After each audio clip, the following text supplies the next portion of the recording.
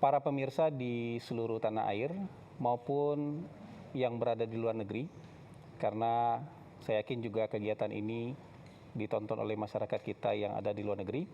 Kali ini kita bertemu kembali dalam acara Presiden Prabowo Menjawab, dan ini merupakan kegiatan kedua yang dilakukan oleh Presiden Prabowo. Dan kali ini kita sudah bersama dengan Presiden Prabowo bersama 6 orang yang diundang untuk berdiskusi dan bertanya jawab dengan Bapak Presiden. Terima kasih Pak Presiden sudah menerima kami di sini. Beberapa expert yang mungkin bisa dikatakan ini par excellence Pak Presiden. Jadi orang yang termasuk yang paling top di bidang masing-masing. Dan terima kasih banyak Pak Presiden sudah menerima kami di sini untuk melaksanakan diskusi dan tanya jawab lah dengan Presiden. Dan mungkin karena ini orang-orang par excellence, mereka mungkin kan mewakili keingintahuan paling dalam dari masyarakat Indonesia. Dan menggalinya juga mungkin agak dalam Pak Presiden. Jadi siap-siap juga Pak Presiden kayaknya ditanya oleh mereka. Mungkin nanti akan saya perkenalkan masing-masing kepada pemirsa yang di rumah. Kalau Pak Presiden mungkin sudah familiar dengan tamu-tamu yang ada di meja bundar ini. Oh ya, meja bundar ini meja bersejarah ini. Karena banyak sekali keputusan strategis di Republik yang lahir dari meja ini. Di sebelah kanan Pak Presiden ada Mbak Eno, nama lengkapnya Mbak Retno Pinasti, pernah menjadi jurnalis Voice of America, ya. Kemudian sekarang menjadi Pemret di Liputan 6. SCTV dan Indosiar. Nah, Pemret di SCTV dan Indosiar. Mbak Reno udah beberapa kali ke sini ya. Ini bukan kali pertama. Ya, untuk tanya jawab dan diskusi dengan Presiden bukan kali pertama. Iya. Terima kasih. Di sebelah Mbak Reno ada, kita manggilnya Bang Celi, Bang Rizal Malarangeng. Jadi dulu Pak, waktu saya masih awal-awal lulus itu, berapa kali hadir ke acaranya Pak Billy Dahl, Indonesianis dari Ohio. Jadi kalau kita iseng-iseng nanya, siapa murid beliau paling pintar? Jawabannya nggak pernah geser Pak. Rizal Malarangeng. Jadi kalau kita sodorkan nama lain, nggak, tetap Rizal Malarangeng. Kemana sekarang? Politik masih di Columbus, masih sehat, 86 tahun. Iowa ya? Ohio. Ohio State. Columbus. Ohio State University. Tempatnya JD Vance. JD Vance. Oh iya. Benar. Oke, Presiden. Oh iya. JD Vance. Dia orang Kentucky tapi sekolah di Columbus, Ohio. Kan tetanggaan. Oh, di Ohio State University. Ohio State University, the largest state university in the Oh iya, US. Ohio State. Dan berikutnya, wah ini pendidikannya agak ngeri-ngeri sedap. Bang Bosman Mardigu-Wowi. Ternyata kuliahnya criminal mind, Pak. Oh ya? Kita harus hati-hati. Di mana sekolah? San Francisco State. San Francisco State. Iya. Kriminologi. Criminal mind. Lebih advance lagi, criminal mind forensic investigator. Oke. Itu apa ya? Psychology. Applied psychology. Oh, applied psychology. Jadi faculty of psychology kalau dia. Betul. Tadi saya bercanda sama beliau. San Francisco. Saya bercanda sama beliau. Penting, harusnya di KPK dia. Iya. Penting kuliah. Saya pikir Harus jadi konsultan khusus presiden. Nah, Yang aku heran, orang sudah kaya raya masih mau nyuri, itu saya heran saya. Jadi dia harus jelaskan. Harus dicek tuh mainnya kriminalnya seperti apa itu. Nggak tahu. izin Pak Presiden, Ya. saya lanjut. Ini Mas Muhammad Faisal, Direktur Center of Reform on Economic Indonesia, CORE. CORE ini, Direktur Eksekutif beliau sekarang. Jadi ini kritis-kritis juga ini Pak. Jadi Bapak harus siap juga kalau Lulusan mana? Australia Pak. Australia. UQ, Queensland. Queensland. PhD-nya di Australia. PhD di Queensland, Iya. Master di Melbourne Uni Pak. Oh, oke. Nah, berikutnya, Mbak Retno pernah di Amerika juga? Saya di Amerika sekitar 7 tahun. Oh, ini Tapi jadi- kalau sekolahnya Ini di pendidikan Inggris, barat Pak. semua nih. Tapi UGM dulu, Pak. UGM dulu.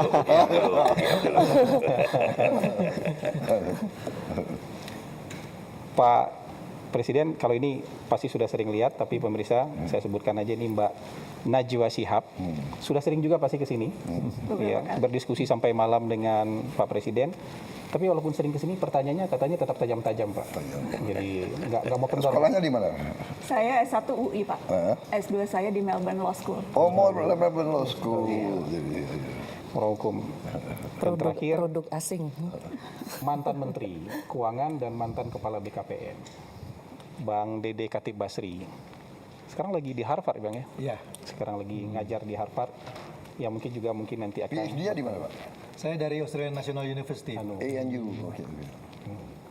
Jadi inilah Pak, orang-orang yang akan berdiskusi dengan Bapak, bertanya segala macam hal, mungkin nanti dari yang paling ringan dan sampai paling berat. Tapi Pak, saya juga pengen bertanya sama Bapak sebagai pembuka nanti.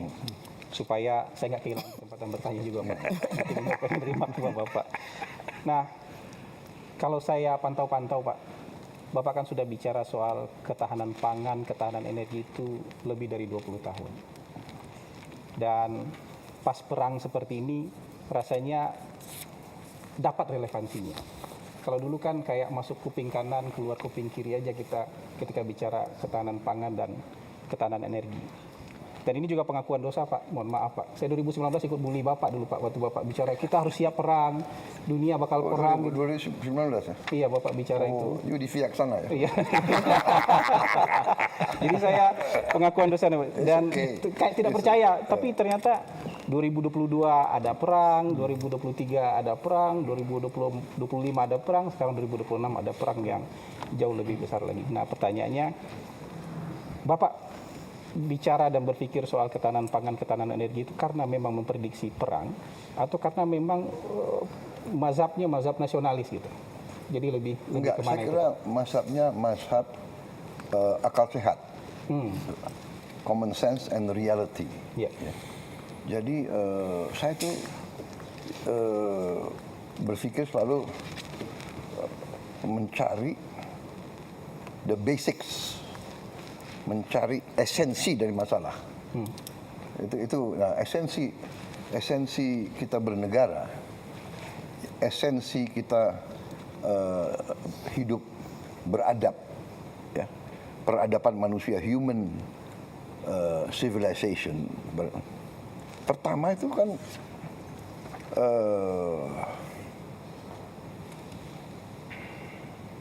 pangan, makan. It's a basic need. Kalau psikologi kan Maslow, basic need. Pertama, ya kan, aman dari ancaman cuaca, ancaman binatang buas, dan ancaman manusia lain. Baru kebutuhan air untuk minum, kebutuhan makan. Baru tingkatan-tingkatan lebih tinggi daripada kebutuhan. Jadi makan itu is very basic, very basic. Jadi kebetulan saya ini juga saya suka baca sejarah dan juga latar belakang saya sebagai prajurit, sebagai perwira ya mendorong saya terus belajar sejarah. Dan di situ saya lihat common denominator, masalah yang azazi selalu adalah pangan. Iya kan? Perang, awalnya perang antara kelompok manusia dan kelompok manusia adalah rebutan pangan. Rebutan daerah di mana ada banyak binatang berburu, atau rebutan sumber air, atau rebutan lahan yang sangat subur. Oh, ternyata di lahan itu, di lembah itu banyak rusa-rusa suka makan di situ. Berarti rumputnya subur. Aku ingin kuasai lembah itu. Tanya ada suku lain, perang, rebutan. Jadi itu yang mempengaruhi saya, sehingga saya lihat kalau kita ingin merdeka, kita harus jamin sumber pangan. Itu juga yang disampaikan oleh Bung Karno kan. Bung Karno begitu dia mimpin Indonesia baru merdeka, yang dia urus sebetulnya ya pangan, pertanian. Dia yang bikin IPB, dia yang selalu ngomong the hungry stomach cannot wait. Iya betul. Iya kan? Jadi itu sebetulnya bukan ya itu. Jadi waktu itu saya berbeda pandangan dengan mazhab atau kelompok yang berpikir oh dengan globalisasi, efisiensi kita bisa belanja aja dari mana saja. Ternyata nggak bisa. Iya, iya. Satu juga perkembangan sains dan teknologi membuat bumi kita sebenarnya semakin kecil. Kalau 200 tahun yang lalu perang di Eropa nggak pengaruh untuk kita. Iya, iya, iya. Iya kan? Biar aja Inggris sama Jerman perang, Prancis sama ya. Sekarang perang di mana saja berpengaruh. Gitu loh. Terasa Pak. Iya, perang Ukraina. Harga pangan naik di dunia. Karena Ukraina penghasil gandum, jagung yang terbesar, Rusia juga, ya kan? So bumi yang semakin kecil, the world gets smaller, ya kan? Because of technology. Kita interconnected. Kejadian di satu tempat berpengaruh kemana-mana. Apalagi nuklir, ya kan? Iya. Saya kira itu, Pak Hasan. Iya, iya, iya. Jadi apakah Bapak waktu itu sudah 20 tahun lalu sudah berpikir akan ada perang? Oh, begini. Sad to say, sangat sedih bahwa memang sifat manusia itu selalu ingin dominasi yang lain. Ini sifat hakikat manusia. Dengan dominasi dia bisa menentukan kan.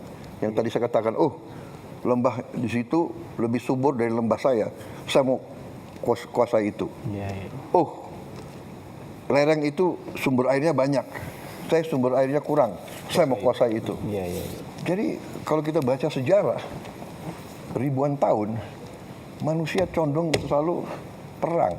Nah perang adalah destruktif. Kita mengerti bahwa perang itu sangat jahat.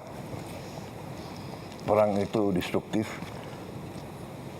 Perang itu harus kita hindari at all cost. Iya. Tapi kalau kita terlalu naif, kita terlalu baik, kita nggak mau siap untuk perang, kita nggak mau belajar perang, kita nggak mau melengkapi diri untuk perang, kita justru akan dihabisi. Itu sejarah dunia. Ya itu akhirnya yang kita kenal sekarang dengan hukum Thukydides, ya kan? The strong will do what they can, the weak suffer what they must. Yang kuat akan berbuat sekehendak hatinya, yang lemah harus menderita. Itu sudah menjadi semacam adagium. Hukum alam jadinya. 2500 tahun. Si Thukydides ini ahli sejarah Yunani yang menulis buku 2500 tahun yang lalu. Dia cerita tentang perang antara Sparta dan Athena. Tapi itu pelajaran yang diajarkan di mana-mana. Iya.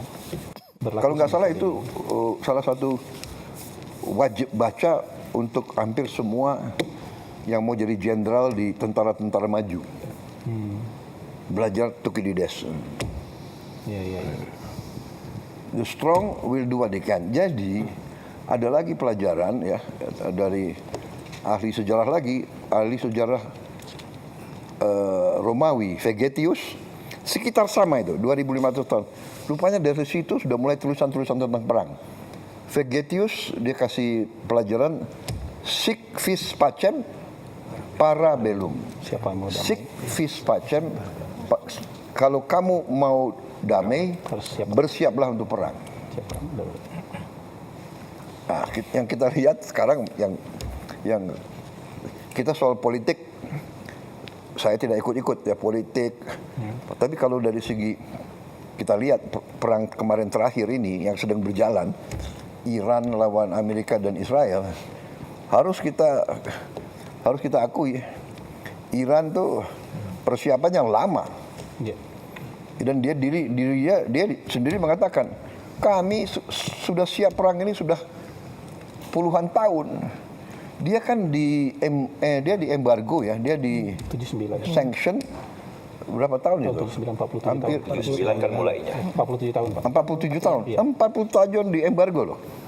47 tahun dikasih sanksi. Bertahan dia. Ada banyak pro dan kontra tentang rezimnya dan sebagainya ya, tapi bahwa dia berani dan siap perang lawan kekuatan sangat besar. Iya, iya, iya. Dan dia bertahan nih sudah hari ke berapa? 17 ya? 17.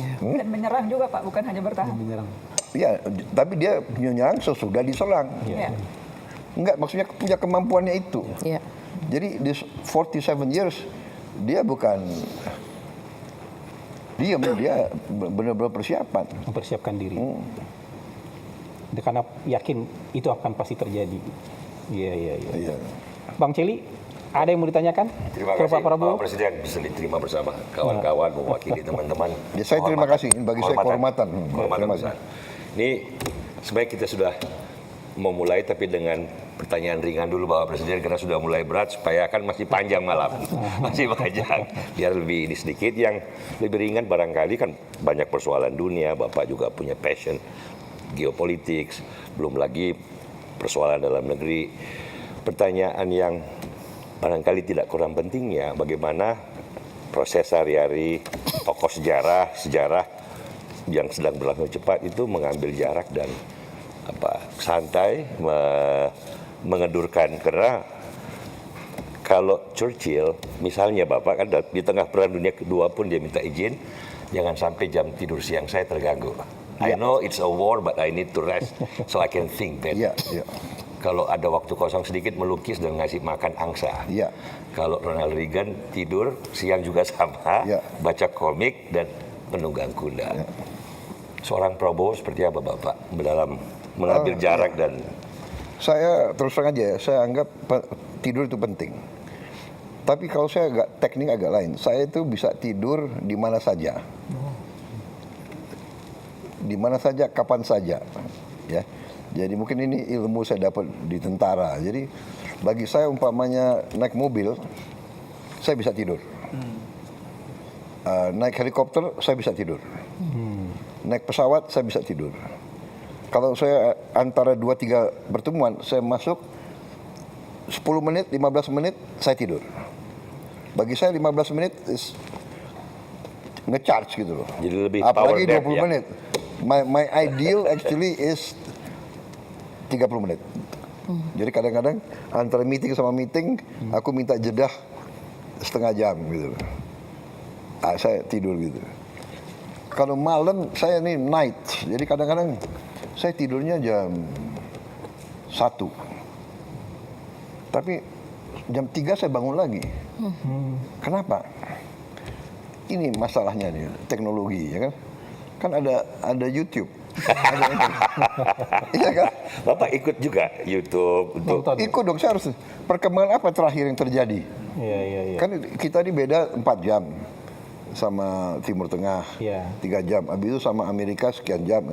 Jadi saya harus ikuti apa yang terjadi.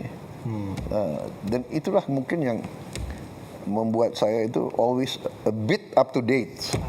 Oke. Begitu. Jadi saya ingat waktu itu saya di Singapura. Shangri-La Dialogue. ya.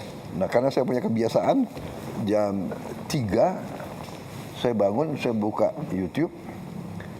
Jam 3 di Singapura ya. Itu kalau nggak salah di Washington DC 3 pagi itu 3 siang. 3 sore. Iya. Around 3 siang ya. Di Washington. Di situ si kalau nggak salah at that time Presiden Biden, Presiden Biden baru ngomong sesuatu gitu loh tentang kalau nggak salah Palestina atau apa. Karena saya langsung baca waktu saya jam 9.10 pidato, saya yang pertama menyampaikan tanggapan saya terhadap pidatonya Biden gitu loh. So, ya kan itu. Berkah sepertiga malam terakhir ini. Jadi memang itu. Gitu Pak ya. Itu ya. Jadi saya kalau Winston Churchill memang dia bisa mungkin ya. Karena tempo tahun 40-an, 50. Ya, betul, belum ada YouTube Pak. Iya, dan perkembangannya kan begitu. Iya. Tapi hebat dia memang benar. Saya kira benar. Jadi saya dulu waktu di tentara. Jadi begini. Ada fenomena dan kita sering diejek oleh bangsa-bangsa lain, terutama bangsa Barat.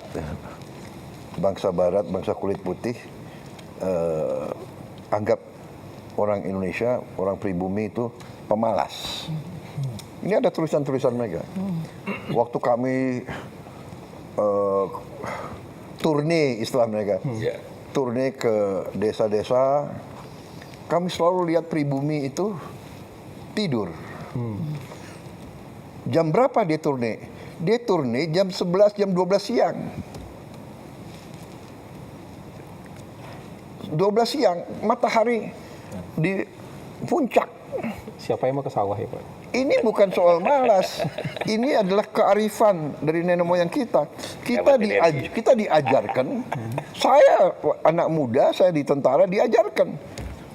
Jam 12 berhenti kegiatan. Kita di tentara jam 12 berhenti kegiatan. Jam 11 kadang-kadang di semua asrama itu bendera hitam keluar. Ini puncak kepanasan. Kalau kita di luar heat stroke. Jadi kearifan nenek moyang kita, kalau kita kerja jam 11 jam 12 mati. Heat stroke. Jadi kalau si Belanda datang, orang pribumi tidur, ya ini menghindari itu. Tapi dia tidak lihat si pribumi itu jam 4 bangun, dia sudah kerja di sawah jam 5 pagi. Betul. Kan begitu. Baru istrinya bawa makan tuh jam 9, jam 10. Baru kembali, ya dia memang tidur siang. Tidur siang itu survival instinct. Strategi kebudayaan. Iya, survival instinct. Saya pernah kedatangan seorang, waktu saya udah keluar dari tentara, saya masuk bisnis, saya kedatangan ini. Seorang, nggak tahu orang Inggris, apa, banker, apa, beautiful suit, you know. Datang di kantor saya, dia bikin joke. Dia bilang, dia bikin joke terhadap orang Indonesia. Ya, I don't know. I think you Indonesians, your hobby is sleeping, dia bilang. Aku untung udah pensiun kan. Apa dasarnya? Dia bilang, you know, every time I see my driver, he's always asleep in the car. Dalam hati saya bilang, baru saya jawab, do you know, have you asked your driver where he lives? Do you know some of them live in Sukabumi? To go to Jakarta, he wake up 3 o'clock in the morning, take a bus. The bus is 3 hours. To get to your house at 7 o'clock or 8 o'clock.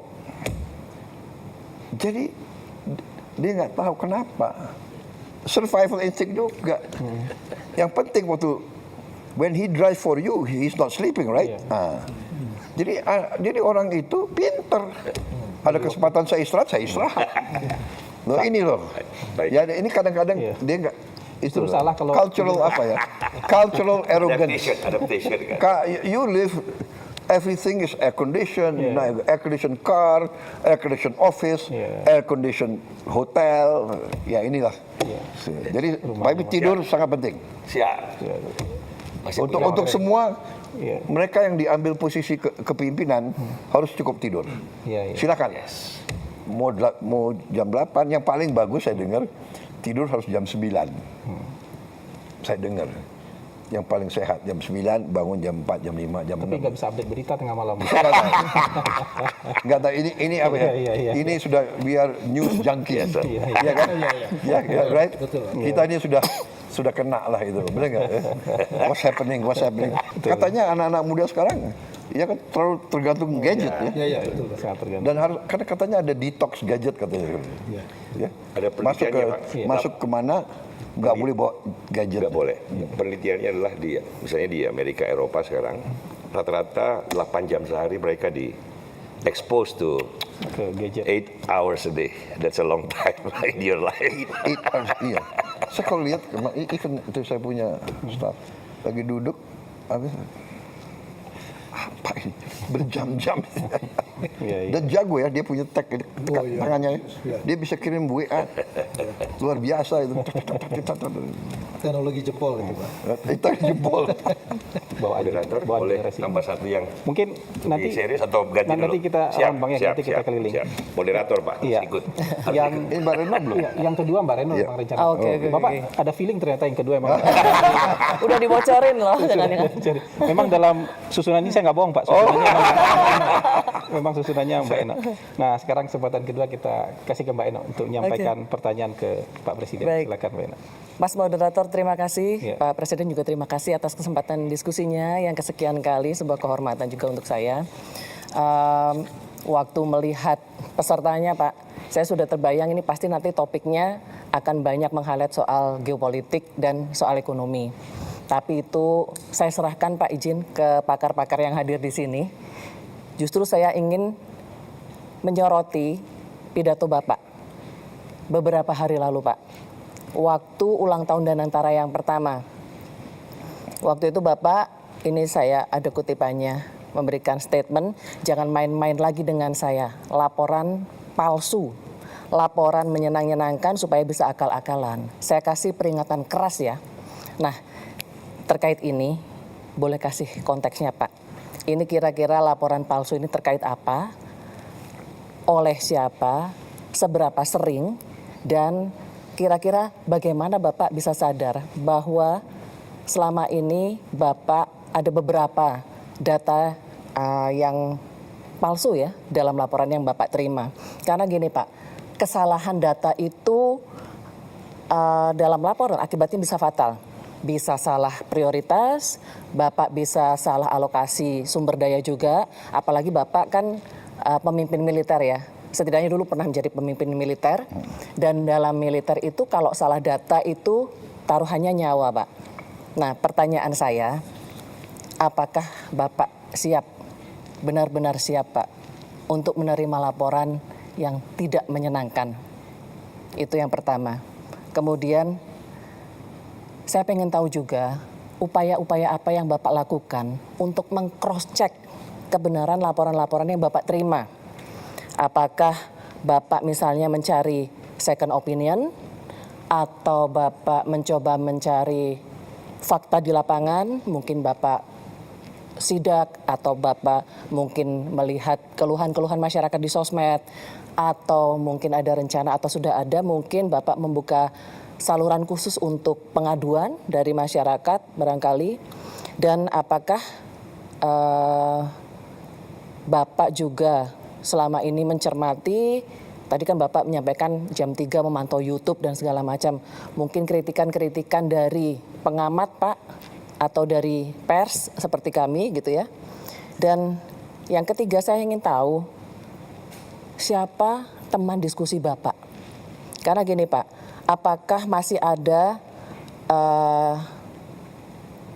sosok-sosok non-birokrat ya Pak ya, yang selama ini menjadi teman diskusi Bapak, semacam West Wing lah katakan seperti itu. Apakah mungkin, saya nggak tahu apakah KSP masih menjalankan fungsi itu gitu ya, karena dalam pengambilan keputusan atau kebijakan biasanya untuk mematangkan itu perlu diskusi. Jadi saya ingin tahu siapa Pak yang memainkan peran devil's advocate selama ini untuk Bapak.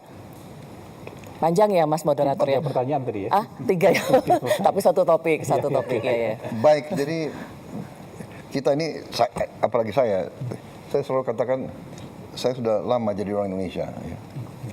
Jadi budaya ABS ini, asal Bapak senang, asal Ibu senang, laporan palsu ini sudah membudaya.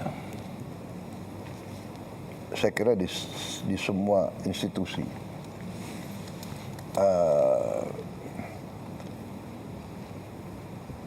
this is part of our problem. Ya, benar. Kalau salah informasi, ya keputusan tidak baik, ya kan. Dan ini masalahnya, ya. Sehingga kita harus punya mindset untuk waspada terhadap setiap laporan. Dan benar, Mbak Retno, kita harus mau dan berani untuk menerima laporan yang paling tidak enak. Dan benar, saya suka monitor posting, podcast yang menyakitkan pun saya nonton. Karena saya anggap walaupun dia nyerang begitu dengan cara yang tidak baik, umpamanya ya, dan kadang-kadang saya ambil kesimpulan, oh ya, dia hanya motivasinya hanya dendam aja, nggak apa-apa. Tapi bagi saya ini, bagi saya itu adalah justru membuat saya lebih waspada. Jadi saya sebetulnya walaupun kurang ajar ya, tapi oh ya saya harus lebih waspada. Baru saya cek, ya kan? MBG diserang, cek, saya langsung cek. Panggil kepala BGN dan saya terus cross check. Saya kirim orang-orang saya ngecek. Saya kira kalau nggak salah ya, mungkin saya bisa cek langsung malam ini. Dari sekian puluh ribu dapur sudah kita tutup lebih dari 1.000. Lebih dari 1.000. Iya kan? Iya benar, udah datanya ada ya, lebih dari 1.000. Ini saya punya wakil kepala, satu ibu ya, ibu Nani ya. Ini galak sekali dia. Ya, dia sidak terus kerjanya. 1.030 ya. Iya, datanya 1.030 Pak. Ada yang SP1, SP2 juga itu Pak. Total 1.200. Surat peringatan yang sudah disuspend 1.030. Dan yang kita lakukan sekarang adalah sertifikasi. Jadi kalau dapur kamu mau survive lebih dari berapa bulan, kamu harus lulus sertifikasi kebersihan, sertifikasi keamanan makanan, dicek ke airnya gimana, ya airnya aman, airnya dimasak atau di apa tuh, kemudian omprengnya semua itu ada kriterianya. Mulai ada standarisasi. Oh iya, standarisasi. Dan kalau nggak beres ditutup, disuspend aja, sudah terserah kau. Habis itu kita kasih nomor telepon bebas pulsa, siapapun boleh cek dan titik koordinat dari dapur itu diketahui oleh masyarakat sekitarnya. Jadi siapapun, ibu-ibu, orang tua, kepala sekolah, dia boleh masuk dan dia boleh komplain. Jadi memang laporan yang hanya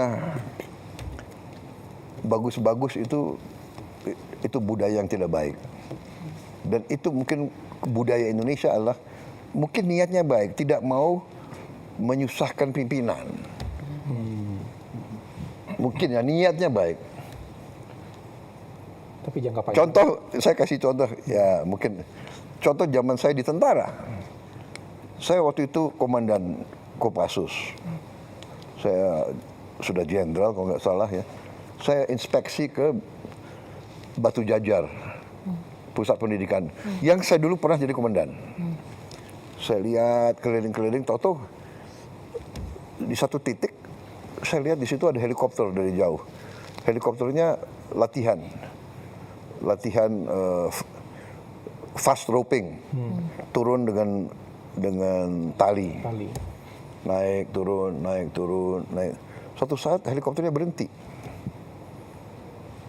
Berhentinya agak lama gitu. Saya tanya komandan yang di situ, itu kenapa helikopter berhenti? Oh, break Pak untuk makan. Udah kan, break untuk makan kan. Jadi saya nggak tanya lagi. Besoknya saya di Cijantung, saya terima di situ kan selalu di tentara itu ada laporan harian.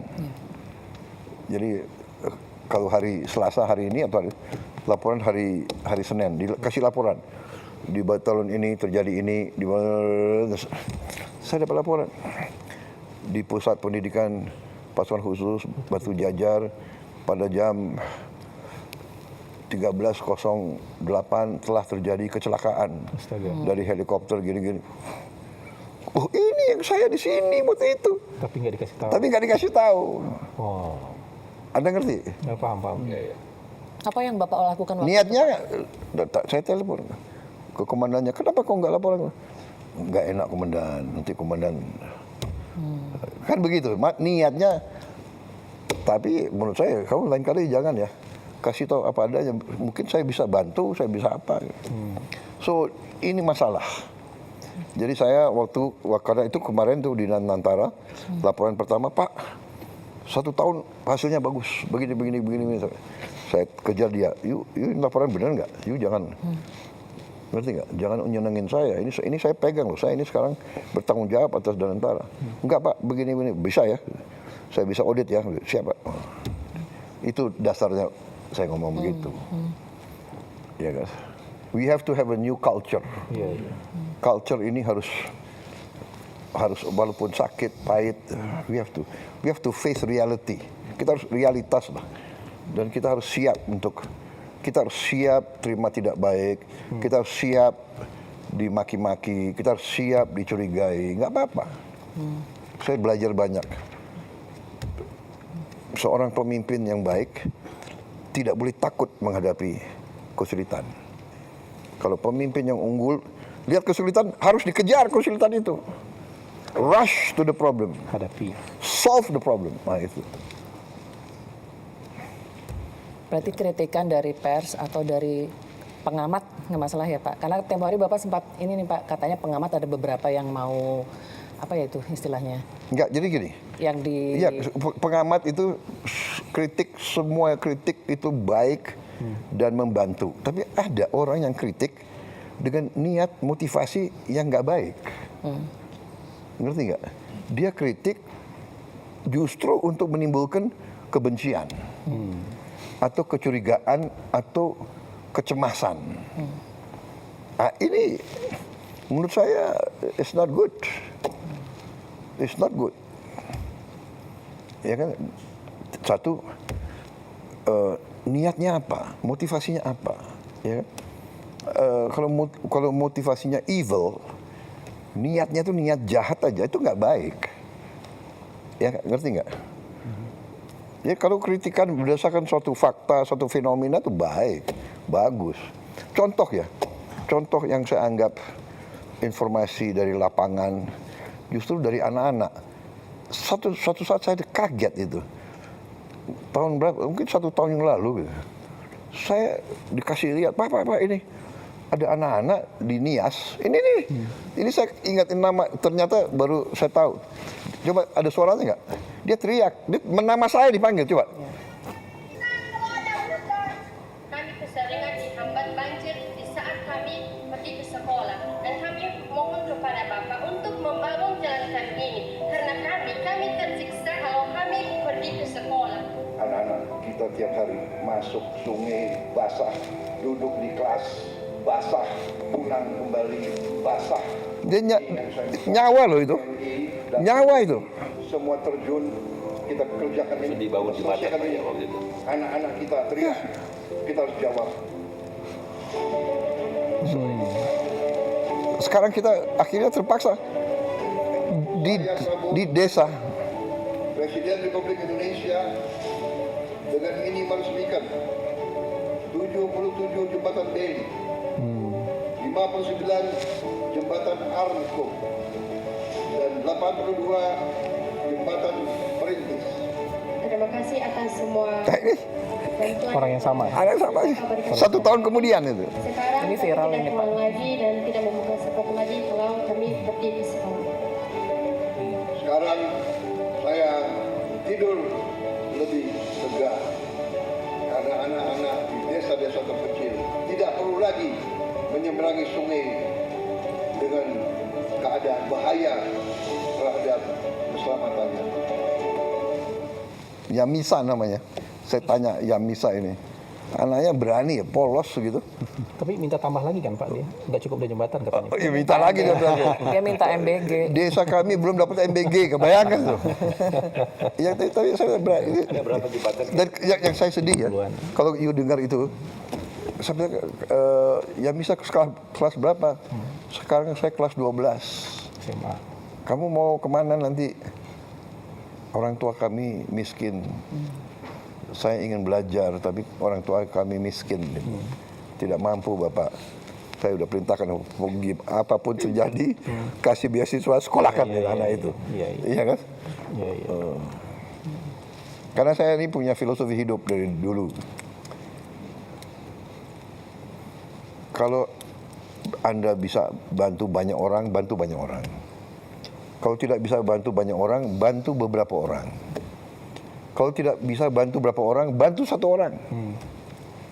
Kalau satu orang pun Anda tidak bisa bantu, jangan bikin susah orang lain. Penting. That's my philosophy. Iya. Jangan bikin Saya susah ajarin orang semua. lain. Saya ajarin semua. Lingkungan saya. Kalau kamu lihat ada orang sulit, berhenti. Apa yang kau bisa bantu? So, itu jawaban saya benar. Semua kritikan baik, tapi kalau kritik berdasarkan suatu kebencian dan kok mengada-ada dan kok tidak punya data, itu menurut saya kurang baik. Itu filosofi saya. Jadi, tapi tetap aja saya terima, saya anggap itu baik untuk saya, benar nggak? Tetap ditonton ya Pak? Tetap ditonton. Tetap ditonton, tetap. Tapi kalau saya lihat ini nggak ada gunanya, saya tinggalin. Tapi saya tangkap dulu gitu loh, iya kan? Pak, yang memainkan peran devil's advocate selama ini siapa? Oh banyak, saya hampir. Jadi orang-orang dekat saya itu sudah ngerti bahwa justru yang saya ingin tahu adalah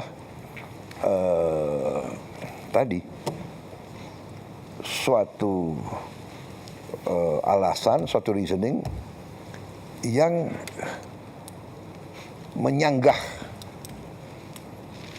gagasan saya. Dan saya kira itu pendekatan yang benar. Kalau pemimpin kumpulin pendapat saya begini, itu rata-rata semua akan setuju. Tapi kalau saya mengatakan masalahnya apa, solusinya apa, kesulitannya ini, apa solusinya? Seperti jembatan, sebetulnya, maaf ya, dana desa sudah kita keluarkan ke desa. Dan jembatan-jembatan yang gantung itu harganya 300 juta, 400 juta, 500 juta. Katakanlah yang 100 meter panjang, paling 800 juta ada. Dan mereka terima 1 miliar 1 tahun. Kan bisa dia cicil 3 tahun, 4 tahun, jembatan yang bagus pun. Iya betul. Tapi sudahlah, saya tidak mau tanya kemana dana desa, sudah anak-anak teriak. Dan langsung gitu, Bapak Prabowo, balik aja, nggak apa-apa. Iya. Dia teriak, saya harus jawab. If I can do something, benar nggak? Ya, alhamdulillah. Sekarang saya bikin satgas jembatan, selain yang daerah bencana, dia laporkan bahwa yang paling mendesak kurang lebih 3.000 titik. Besar sekali. Tapi insya Allah awal 2027 selesai 3.000. Semua provinsi Pak ya? Semua provinsi. Iya. Nasional. Oke. Siap. Cukup Mbak Eno sementara ya, round 1. Siap. Kita mungkin masuk ke tema ekonomi Pak. Agak berat lagi Pak. Silakan Bang Dede Basri. Terima kasih moderator. Terima kasih Bapak Presiden. Mungkin saya berikan sedikit konteks Pak, karena ini concern saya. Saya itu melakukan penelitian mengenai... Maaf ya, kan ini diskusi ya. Gak usah setiap saat Bapak Presiden nanti Anda nggak enak, ya kan, udah kan? Mas Prabowo gitu, bener nggak? Janganlah Pak. Ini di luar jam ya. Apa saya buka ini kali ya? Nggak ada yang berani Pak. Justru kalimat kita nggak keluar nanti kalau gitu. Nggak tahu saya, bener nggak? Kayaknya sekat gitu loh. Aku lebih senang itu anak itu Yamisa, Pak Prabowo. Dia nggak bilang Bapak Presiden kan? Hah? Kadang-kadang ya anak-anak itu lebih polos ya. Iya betul. Aku kadang terharu gitu. Betul. Kamu mau belajar apa? Saya sih mau studi Pak, mau jadi dokter. Tapi orang tua saya nggak mampu. Aduh. Saya udah kasih tahu staf saya. Pokoknya dia harus sekolah. Iya. Tidak boleh orang tua tidak mampu, anak yang nggak boleh. Itu apa ya motivasi saya itu. We have to create suatu bangsa Indonesia yang ya kan, anak orang paling miskin pun harus bisa sekolah. Sebenarnya itu Undang-Undang Dasar 45. Iya, betul. Ya. Saya lanjutkan Pak ya. Ya. Jadi saya melakukan penelitian Pak mengenai social unrest Pak, unjuk rasa di berbagai negara di dunia. Kenapa dalam 25 tahun terakhir itu unjuk rasa frekuensinya makin banyak Pak. Temuan yang menarik itu adalah ada hubungan yang sangat kuat antara menyusutnya kelas menengah dengan unjuk rasa. Itu terjadi di Latin Amerika, di Southeast Asia, termasuk di Indonesia, Pak. Ya. Nah, data kita yang terakhir itu menunjukkan sepanjang 2019 sampai 2024, Ya. itu kelas menengahnya menyusut, Pak. Ya. Nah, kita kalau lihat dari angka pengangguran, betul angka pengangguran kita itu turun, Pak. Ya. Tetapi sekarang tingkat pengangguran tertinggi adalah mereka yang educated. Ya. Apakah itu tamatan universitas, SMA, SMK. Nah, ini problem baru nggak hanya unik di Indonesia, di seluruh dunia, Pak. Karena pertumbuhan ekonomi itu menciptakan lapangan kerja, tapi informal, Pak. 80% dari lapangan kerja yang tercipta tahun 2019 sampai 2024 itu informal, Pak. Dan upahnya itu sekitar $120 sebulan. Nah, Bapak bisa bayangkan, mereka terdidik, mereka muda, mereka punya informasi, YouTube segala macam. Ini kemudian bisa jadi potensi dari social unrest. Dulu di tahun 90 Pak, isu inequality itu mungkin samar buat orang. Tapi dengan sosial media itu berubah menjadi daily reality show Pak. Karena dia bisa lihat bagaimana cara hidup orang. Nah karena itu saya concern ya, kalau penciptaan lapangan kerja kita ini informal, ini bisa jadi soal ke depan. Apa yang kira-kira Bapak Presiden akan lakukan untuk address supaya lapangan pekerjaan ini yang tercipta adalah lapangan pekerjaan yang decent, Pak. Tidak hanya sekedar create jobs, but create good jobs. Mungkin itu, Pak. Justru inilah yang saya sedang lakukan. Justru ini. Makanya saya menyampaikan waktu saya maju sebagai presiden, saya tidak bicara lagi pembangunan bangsa, saya bicara transformasi bangsa. Yang terjadi adalah deindustrialisasi. Yang terjadi adalah uang Indonesia tidak tinggal di Indonesia. Saya ingin hilirisasi. That's the only way. Kita tidak boleh ekspor lagi bahan mentah. Kita harus mengolah bahan mentah itu menjadi turunan produk industri yang bernilai tinggi. Di sini nanti bisa anak-anak muda yang pintar-pintar bekerja. Create good job. Saya akan buka pabrik mobil. Kenapa kita harus jadi pasar mobilnya orang lain? Kenapa? Karena will. Dengan segala hormat, Korea, sumber alam Korea apa? Coba periksa. Kita punya sumber alam semua untuk bikin mobil, tapi dia sudah puluhan tahun lebih dulu dari kita bikin mobil. Kita punya timah, kita punya boksit untuk alumina, diolah menjadi aluminium jadi mobil. Tapi kita nggak bikin processing boksit. Prosesnya nggak ada. Jepang tidak punya boksit. Dia bikin mobil terhebat. Iya kan? Jadi ini Pak Kati, this is what we have to do. Makanya saya bikin buku transformasi bangsa. Saya katakan strategi transformasi bangsa. We have to transform.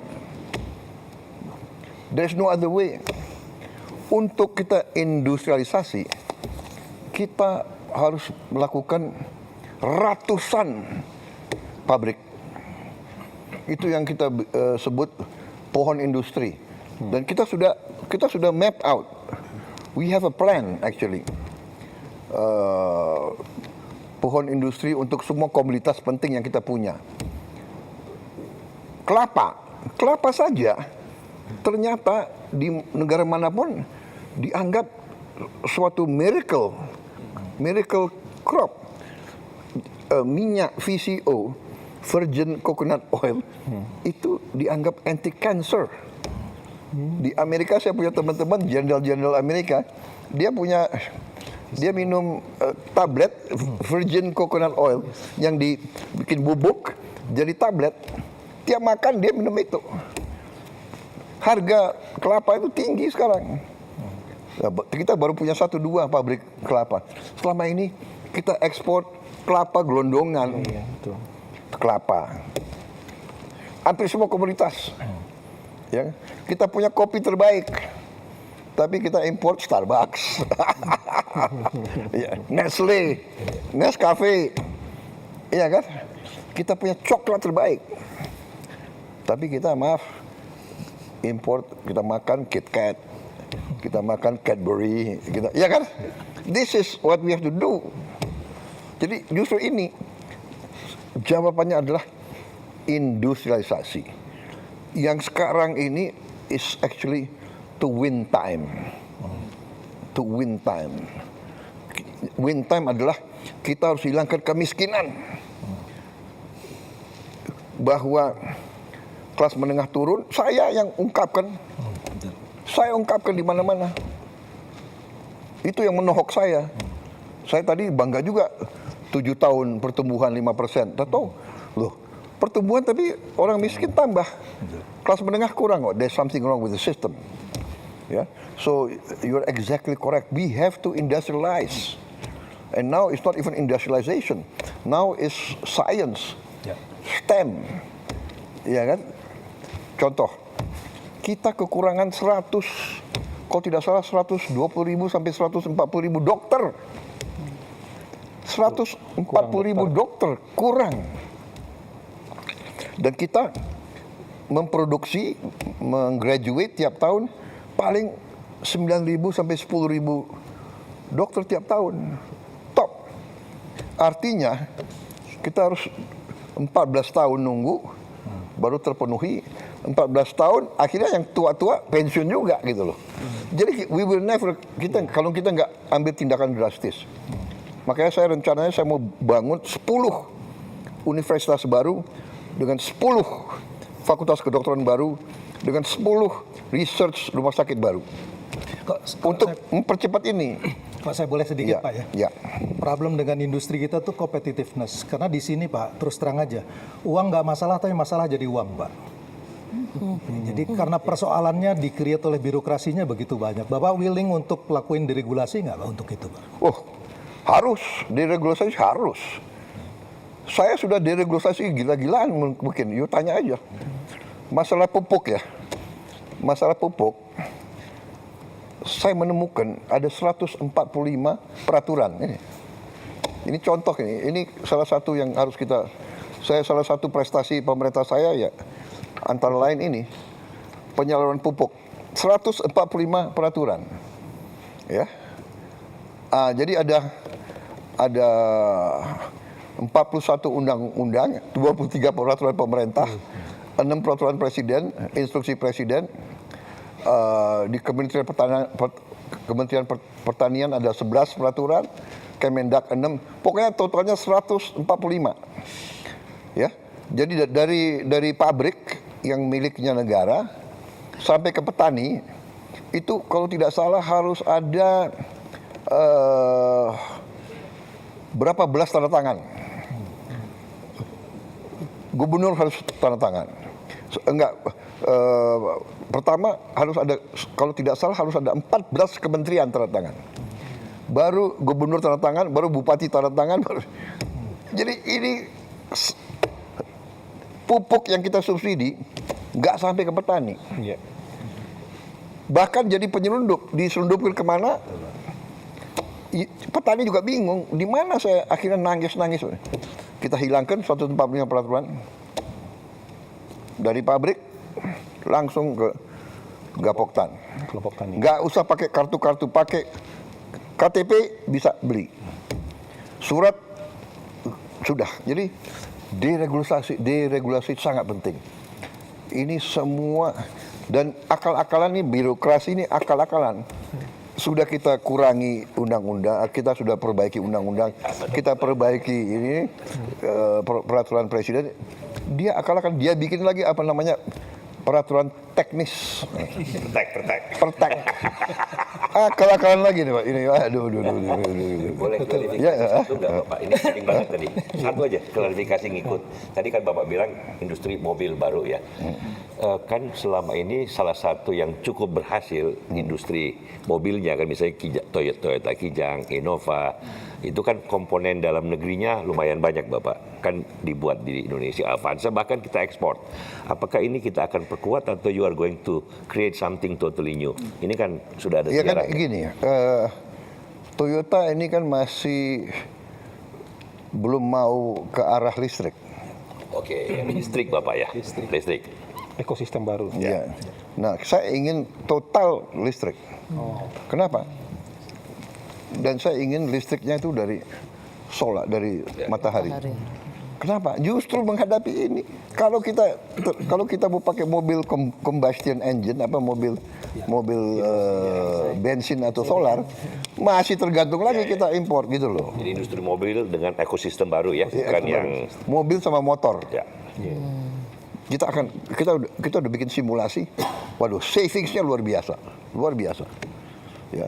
Jadi saya kalau strategi kita benar, will kita ada, insya Allah kita bisa hidupkan lagi industrialisasi. Ini berpikirnya Ya, nggak cuma saya- satu dua langkah ini.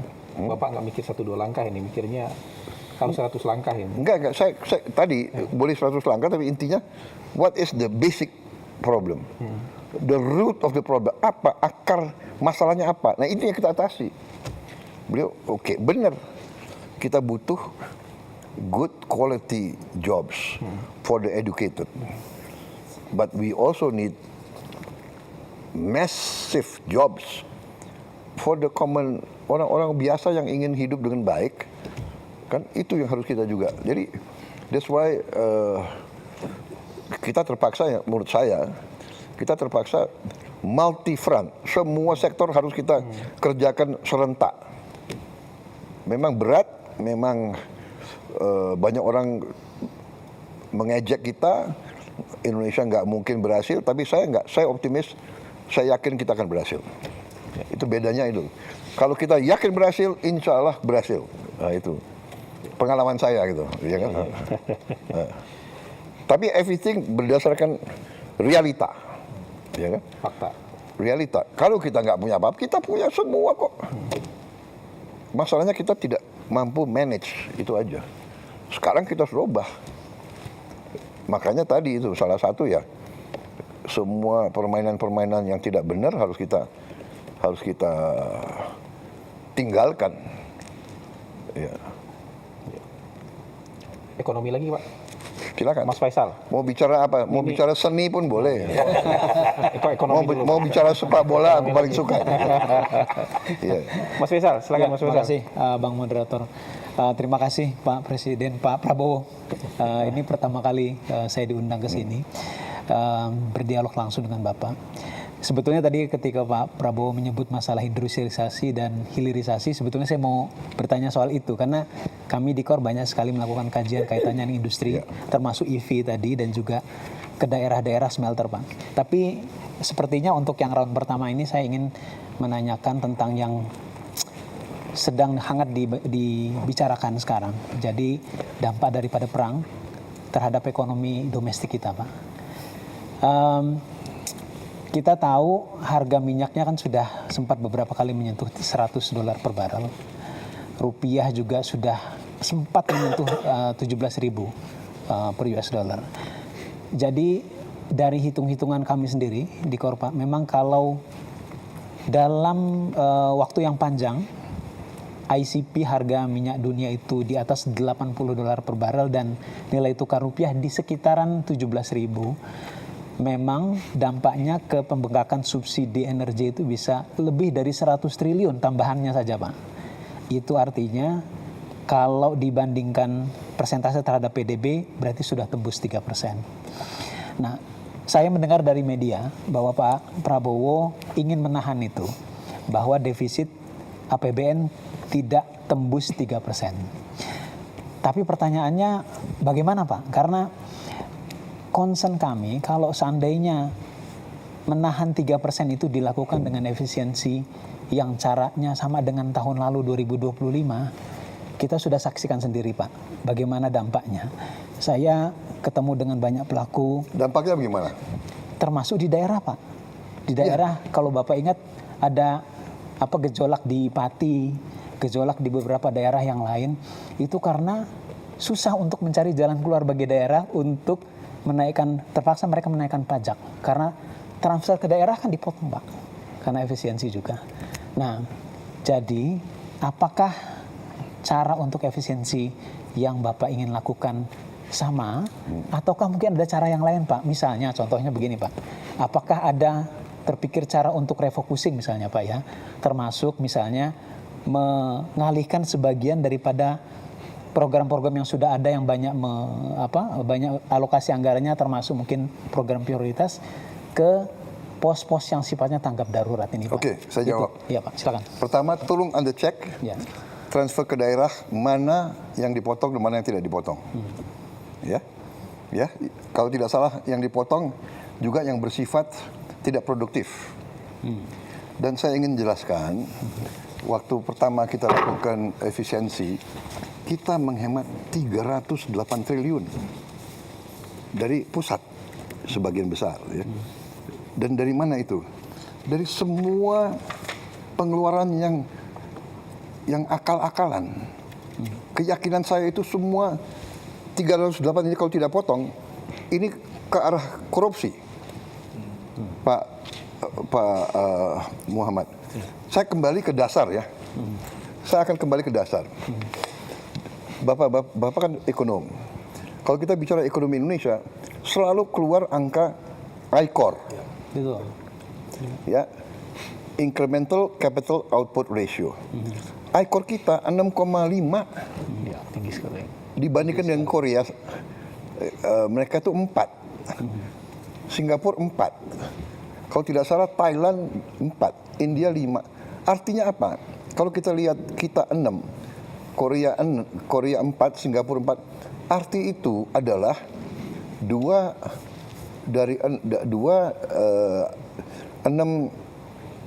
per 6 kan 2/3. Ya. Jadi kita ini kalau angka itu artinya kita 30% lebih tidak efisien dari Thailand, Malaysia, Filipina apalagi, Vietnam apalagi. Vietnam 3,6, Filipina, saya mau tanya. 2 kali lipat tidak Ya, efisien. saya mau tanya ya, Pak Muhammad, kita bedanya apa sama orang Filipina? Kita rasnya apa? Apa kita lebih bodoh? Kita lebih tidak efisien. Kalau saya pakai ini sebagai dasar, artinya saya datang mendekati APBN kita yang 3.700 triliun, which is 230 miliar dolar. Pertama saya sudah lihat, ini 30% dari 230 itu 75 miliar dolar. Tidak efisien ini. Dan saya sudah buktikan, dengan efisiensi saya bisa menghemat di awal 308 triliun. Itu sama dengan 18 miliar dolar. Masih banyak yang bisa kita hemat, Pak Muhammad. Banyak sekali bisa kita hemat. Coba, masa kita ada biaya seremonial? Tiap kementerian, tiap badan di seluruh eselon Indonesia itu ada biaya untuk ulang tahun. Saya bilang sudahlah, seremoni hanya di ruangan, potong tumpeng, ya kan? biaya percetakan dan souvenir kita potong 75%. Pembelian alat tulis kantor kita potong 90%. Tiap kantor selalu beli alat tulis, beli buku, komputer hampir tiap tahun. Sewa gedung, peralatan, rapat seminar sejenis. Sudah ada kantor kementerian, semua pejabat maunya rapat di luar daerah, Luar kota. Betul. di luar kota. Ada yang mau di Bali, ada yang mau kajian-kajian, analisa-analisa, saya bilang masalahnya sudah jelas kok, masalah kemiskinan, kesenjangan, lapangan kerja, iya kan? Jembatan anak itu teriak, Pak Prabowo, tiap hari kami basah. The problem is there. Jadi saya lihat dengan penghematan yang pasti ke korupsi. Nah, ini di awal, di akhir tahun pertama pemerintahan saya, Menteri Keuangan melapor, Pak, kita masih ada sisa sekian ratus triliun juga. Itu contoh. Ya, jadi menurut saya, kalau kita hadapi krisis, ya semua upaya kita pelajari, ya kan? Pertama, kita harus turunkan konsumsi. Ya, kita bisa turunkan konsumsi. Saya lihat negara-negara lain, umpamanya lagi mikir hari kerja jadi 4, dari 5 jadi 4. Ya, Filipina, Pakistan sudah. Kemudian work from home, bekerja dari rumah. Waktu COVID kita lakukan, cukup berhasil. Ya, saya kira kita bisa lakukan itu juga. Mungkin 75% karyawan dan pegawai bisa kerja dari rumah. Sekarang ada Vicon, ada banyak teknologi. 30 tahun yang lalu nggak ada, itu satu. Kita juga bisa, sebagai contoh tadi ya, work from home, kita juga bisa, umpamanya, satu mobil nggak boleh ditumpangi satu orang. Di negara-negara lain juga, satu mobil minimal 4 orang. Ya kan? So, banyak cara. Jadi, maaf ya, ada yang dramatisasi penghematan itu, enggak, kita tidak kurangi biaya pendidikan apapun, kita tidak kurangi. Kita tidak kurangi biaya operasional, kita tidak, justru maaf ya, kita buka-bukaan aja. Saya berani, jangan nantang-nantang pemerintah pusat, ya kan? Banyak biaya yang harusnya dilaksanakan oleh kabupaten dan provinsi tidak dilaksanakan. Contoh tadi jembatan desa, rakyat harus teriak, presiden harus turun tangan. Padahal maaf, desa. Ada dana desa. Kemana dananya di bupati? Kemana gubernur? Tapi oke lah, saya ambil alih tanggung jawab. Ya, jadi kita ini harus terbuka, kita harus fair. Banyak pejabat itu terlalu banyak, menurut saya ya tidak efisien. Anda lihat sendiri, kita buka-bukaan ya. Ada kabupaten, apa kabupatennya? Pemerintah daerah, dia beli mobil dinas gubernur berapa? 8M. Ya, Provinsi. ya, ada tuh provinsi. Provinsi. Kaltim. Gubernur. Saya presiden di Republik Indonesia, saya pakai mobil mau buatan Indonesia. Iya kan? Harganya 700 juta itu. Mungkin karena ini presiden ya, ada apa namanya? Anti peluru, mungkin harganya 1M. Tapi tidak 8M. Coba kita selidiki semua. Yeah. Efisiensi, habis itu kunjungan kerja. Sudahlah, itu yang kita minta, kesadaran, rasa tanggung jawab, ya kan? Bupati, kerja untuk rakyatmu. Gubernur, kerja untuk rakyatmu, ya kan? Itu yang kita minta. Jadi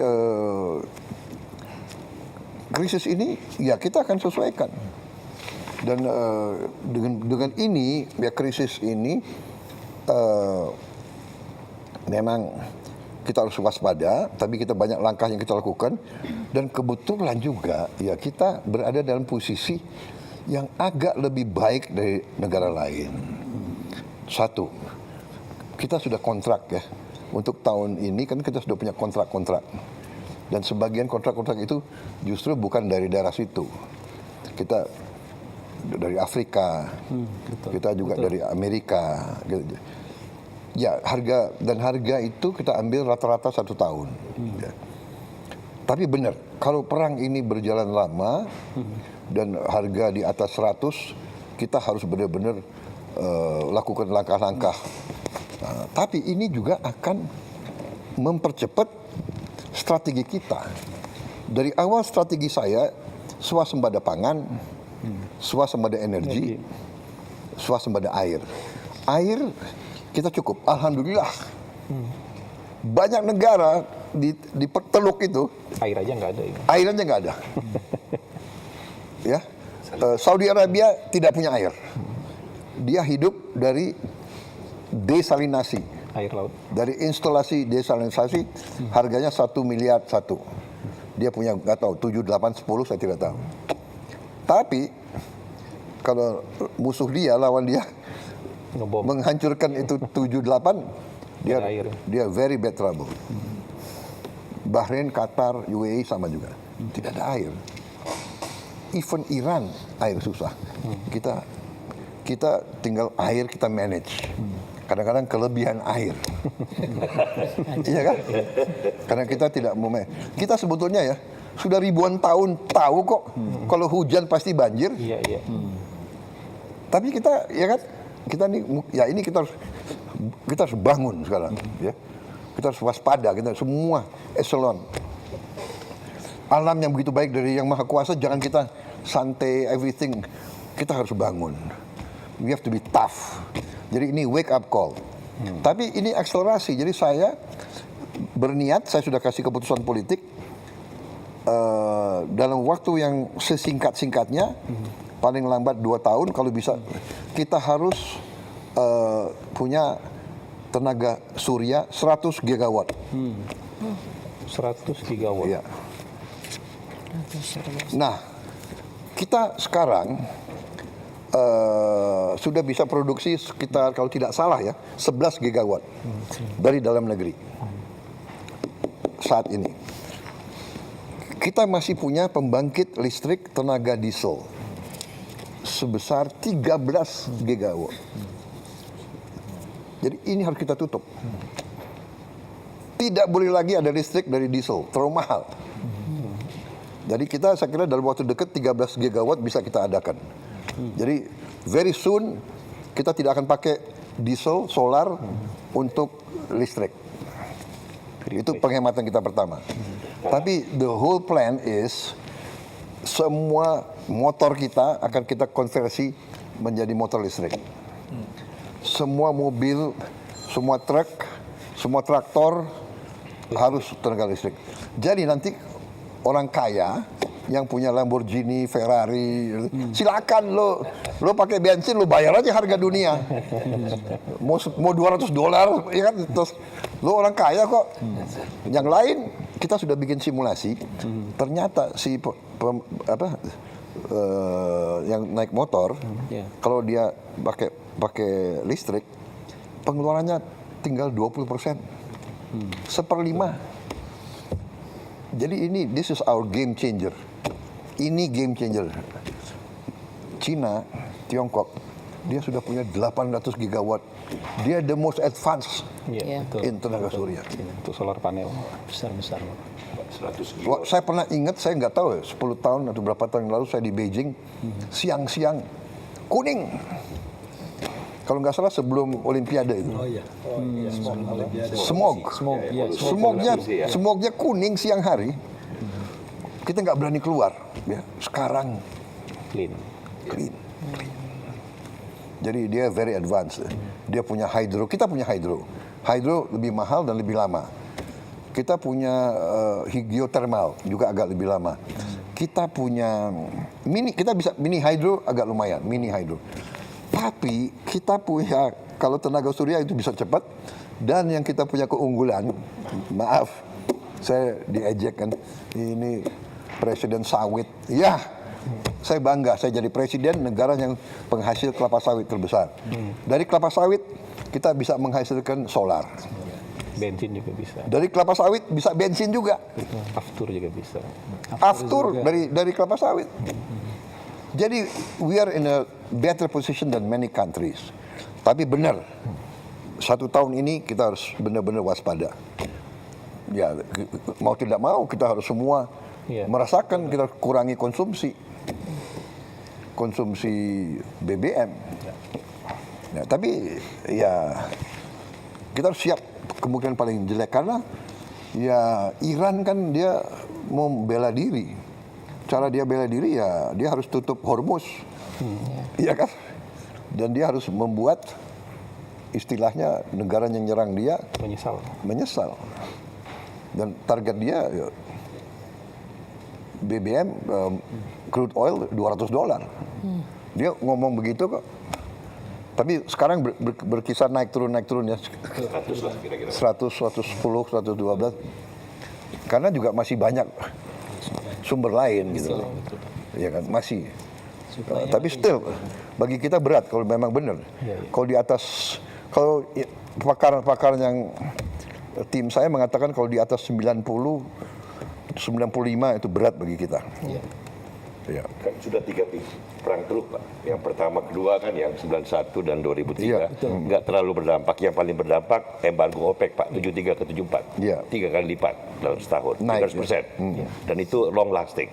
Kita dapat bonanza kan net ekspor. Dan ingat ya kita punya batu bara yang masih banyak.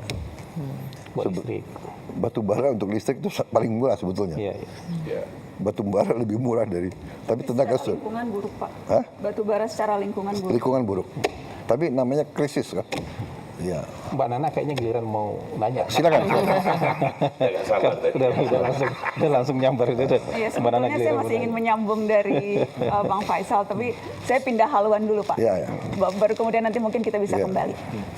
Bukan ekonomi, tapi isu yang juga luar biasa penting Pak.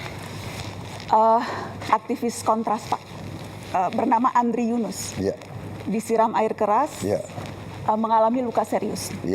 Luka bakar hampir 20%. Kornea matanya sebelah kanan juga rusak. Kapolri sudah mengatakan mendapatkan instruksi langsung dari Pak Presiden untuk mengusut kasus ini. Dan saya juga ingin mengutip Menteri Koordinator Hukum, Menteri Bapak Pak Yusril, Komnas HAM, Komisi 3 DPR, semuanya menilai ini bukan sekedar tindak kriminal Pak Presiden, tetapi ini serangan terhadap demokrasi, serangan terhadap pembela HAM. Saya ingin tahu posisi Bapak, apakah setuju dengan penilaian itu Pak? Ya pastilah. Ini terorisme. Iya kan? Tindakan biadab harus kita kejar, harus kita usut. Harus kita usut. Sampai ke bukan hanya pelaku lapangan, tapi apakah siapa yang nyuruh, siapa yang bayar. Termasuk apabila ternyata yang melakukan itu aparat negara Pak? Ya jelas dong. Yang berseragam? Tidak akan dilindungi, tidak akan ada impunitas? Tidak akan. Bapak menjamin itu Pak? Saya menjamin. Tapi sebaliknya, kalau ini provokator yang bukan dari pemerintah, bukan dari aparat, jelas kita harus usut kok. Ya. Pola yang terjadi selama ini, kasus-kasus teror itu berulang dan tidak pernah terungkap sampai yang memberikan perintah, sebatas di pelaku lapangan. Spesifik Pak, saya mau menyebutkan, ini yang terjadi selama setahun terakhir Pak. Ada yang tadi Bapak sebutkan, wartawan Tempo, Francisca Christy Rosana, ada Tio Ardianto, ada Ramon Doni Adam, ada Firindian Aurelio, ada Sheryl Anavita, ada Iqbal Damanik, ada Zainal Arifin Mohtar. Latar belakang mereka Pak Presiden semuanya beragam, tetapi kesamaannya adalah semuanya kritis menyampaikan pandangan di muka publik. Apakah Bapak bisa memahami ada kekhawatiran yang muncul bahwa ruang aman untuk bersuara menjadi semakin menyempit Pak? Anda merasakan? Apakah dibandingkan dengan banyak negara, apa kita batasi nggak? Ada yang merasakan, coba lihat, kita batasi nggak? TikTok, fake news, hoax, kebohongan yang disiarkan tiap hari. Coba Anda lihat, coba bandingkan sama negara lain. Karena yang terjadi adalah dampaknya yang kita lihat, Pak. Mereka yang bersuara kritis. Iya, mendapatkan tapi intimidasi. kadang-kadang ada orang, Mbak Nana, kita ini bukan anak kecil, kita sudah hidup lama. Kadang-kadang kan ada peristiwa yang justru dibuat seolah, Anda ngerti ya? Itu namanya provokasi. Itu ada di buku, Mbak Nana. Ada di buku intelligence, ada itu. Itu namanya false flag operation. Iya kan? Melakukan aksi teror seolah yang lakukan orang Palestina, tapi yang lakukan bukan orang Palestina, yang lakukan Mossad. Itu terjadi. Sebetulnya Anda paham ya? Iya. Jadi sama juga ini. Ini mau mengarah bahwa rezim kita otoriter. Sebetulnya Iya kan? spekulasi-spekulasi itu muncul karena ketidakadaan jawaban, Pak Presiden. Jadi kerap kali kasus-kasus yang terjadi ini berhenti begitu saja, tidak terselesaikan, sehingga kemudian muncullah begitu persepsi publik bahwa wah, kalau ini tidak selesai berarti ini ada unsur negara yang bermain dan sebagainya. Karena, saya karena tidak ada jawaban, maka kemudian saya ingin menjamin, saya ingin membangun Indonesia yang beradab, ya. Itu cita-cita saya. Saya ingin membangun pemerintah yang bersih. Saya ingin punya polisi yang bersih, jaksa yang bersih, intelligence yang bersih. Anda tahu, saya mau tanya sekali lagi ya, saya ini korban juga. Tapi saya itu berpikir yang besar, concern rakyat, pangan, energi, benar nggak? Dengan perang, harga pangan bisa naik. Tapi saya mau tanya, ini bulan Ramadan, harga pangan terkendali atau tidak? I think we are doing a good job. Ya, jadi percayalah, saya tidak akan mengizinkan hal-hal seperti itu terjadi. itu yang ingin kami dengar, Pak. Iya. Percayalah, saya dipilih oleh rakyat untuk membela rakyat. Tapi kita waspada. Saya minta diusut benar. Ya. Justru sampai aktornya. Iya, sampai aktornya. Saya rasa pernyataan Pak Presiden sudah boleh soal yang itu ya. Dan berarti Bapak tadi bicara secara tegas tidak boleh ada warga yang diintimidasi, yang diteror karena mengkritik pemerintah. Tidak boleh. Jaminan langsung dari Presiden Republik Indonesia. Kalau wewenang ada, itu saya lakukan. Ya. Bapak, apakah memberikan tenggat waktu ke Kapolri, Pak, untuk pengusutan kasus ini? Ya, saya ini orang realistis dan saya orang yang adil. Dari segi kapasitas, kita biarkanlah mereka bekerja. Ya. Tapi tidak hanya Polri, banyak lembaga lain juga harus bekerja. Ya. Lembaga lain penegak hukum juga yang di luar penegak kepolisian. hukum, ya kan? Apakah Bapak terbuka dengan ide membentuk tim independen untuk membackup ini, Pak? Kita bisa pertimbangkan. Asal independen ya. Independen. Ya, jangan semua LSM yang sudah a priori benci sama pemerintah, yang dapat uang dari luar negeri, ya kan? Ya kan? Kalau Anda mau bicara apa adanya, saya juga bicara apa adanya, gitu. Iya kan? Tapi yang jelas malam ini kami sudah mendengarkan langsung statement dari Presiden. Presiden sangat bold. Begini, Tegas. saya ingin menegakkan hukum. Saya ingin menegakkan hukum. Bagaimana kita tegakkan hukum kalau kita biarkan seperti ini? Kalau itu dari aparat. Dan saya ingin kasih tahu bahwa memang aparat kita ya banyak kekurangannya. Kita menemukan deep state, kita menemukan ada dirjen-dirjen yang berani ngelawan menteri. Akhirnya kita pecat kan, banyak sekali dirjen-dirjen. Ada dirjen-dirjen yang merasa untouchable. Ada lembaga-lembaga yang merasa nggak boleh diaudit. Ini pekerjaan tidak ringan. Tapi kan saya tidak mau sedikit-sedikit mengeluh atau sedikit-sedikit mencari simpati rakyat. Ya ini pekerjaan saya dilantik untuk itu, saya bersihkan. BUMN saya sedang bersihkan. BUMN selama ini salah satu kebobolan kita paling besar. Jadi dari Mbak Nani, memang ini masalah Indonesia gitu loh. Di mana-mana, ya kan? Jadi tapi percayalah bahwa tidak ada niat dari pemerintah, apalagi yang saya pimpin, untuk lakukan seperti itu. Come on, apa sih? Benar nggak? Rakyat kita nggak bodoh. Saya mau ingatkan ya, sampai hari ini rakyat yang di bawah tuh dukung saya. Persis yang disampaikan tadi Pak Dede. Iya kan, kalau memang rakyat tidak suka sama saya, bisa turun ke jalan rame-rame. Tapi mereka tahu, kalau rusuh, semua negara yang rugi. Mau ganti saya, tunggu dong 2029. Jadi negara yang beradab ya. Sabar ya. Iya, sabar. Tapi yang saya lihat ya, Mbak Nana harus objektif juga ya, sebagai seorang tokoh, bahwa destabilisasi, disinformasi itu bagian dari bernegara. Jadi ada negara-negara tertentu yang punya keahlian di situ, regime change, color revolution, come on. Masa Anda nggak pernah baca, nggak pernah lihat, ya kan? Asia Tengah. Apakah Bapak membaca kritikan-kritikan yang dilontarkan baik oleh pengamat yang Bapak sebut tidak patriotik seperti tadi pertanyaan Mbak Eno, atau dari orang-orang yang memang selama ini kritis terhadap pemerintah, itu semuanya bermuara pada keinginan untuk regime change, Pak Presiden? Tidak semuanya, saya tidak pernah katakan semuanya. Sebagian Tapi besar. ada, oh jelas ada. Ya kan, jadi begini. Bagaimana Bapak membedakan itu, Pak? Mana yang menurut Bapak memang ini sudah keluar jalurnya, sudah Ya, saya ingat begini. istilah Bapak makar waktu dulu bulan Agustus ada demo, dan mana yang memang ya ini sesuatu yang Ya kan, yang wajar. Jelas waktu Agustus ya jelas makar, dia mau bakar gedung DPR, kantor gubernur, institusi pemerintahan mau dibakar, dia semakar, bikin kerusuhan, bawa bom molotov, ya kan? Tidak ada LSM yang ribut soal bom molotov. Banyak yang Ada yang protes nggak? menyampaikan, banyak Pak yang Jujur lah. protes, banyak yang Nggak, protes. come on, sudahlah. Banyak yang protes. Jujur, buka rekam jejaknya, rekam Mungkin digitalnya. Tetapi untuk dalam- ya. round satunya kita cukupkan dulu ya. Enggak, biar aja.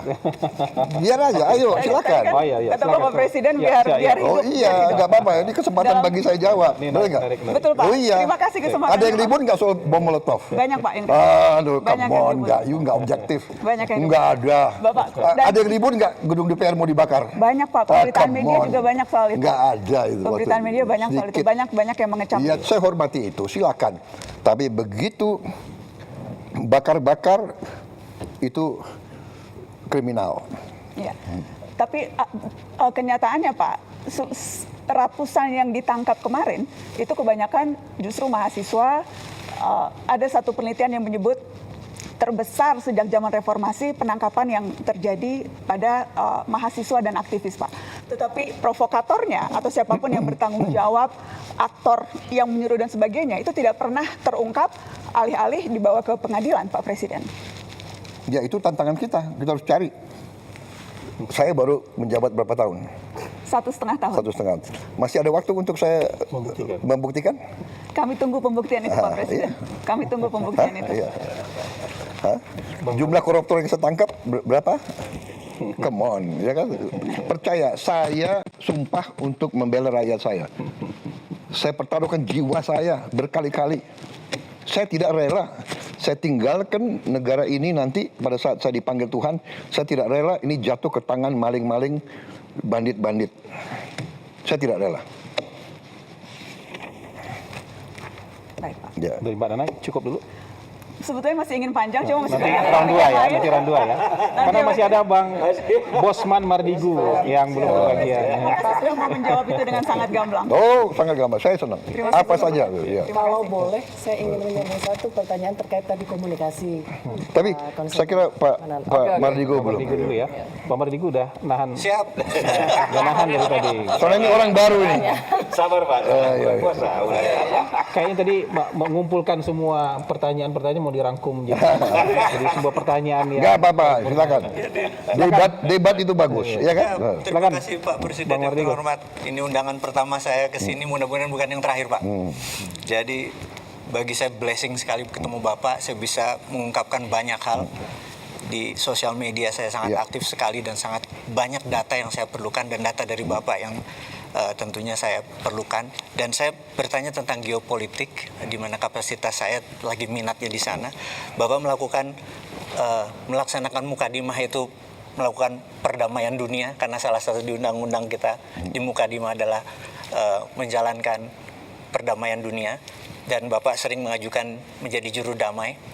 Tapi kita tahu Pak, juru damai itu kita harus punya alat tekan Pak. Kita juga harus alat tawar, atau apa istilahnya, bargain power atau deterrent power Pak, gitu ya.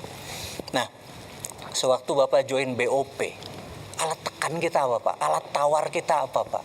Karena waktu itu belum perang. Israel dan Amerika belum perang. Sekarang sudah perang Pak.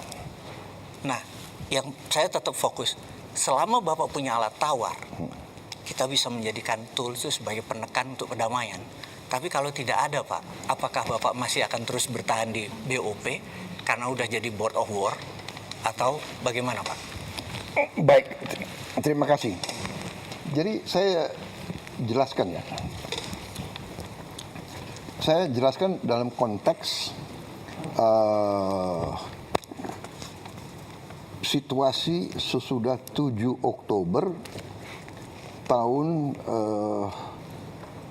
2023. 7 Oktober 2023. Terjadi serangan oleh Hamas Ya. Oh, di malam yang dan Kippur, ya. pembalasan dari Israel yang luar biasa. Betul. Bisa dikatakan gila-gilaan itu, ya. 7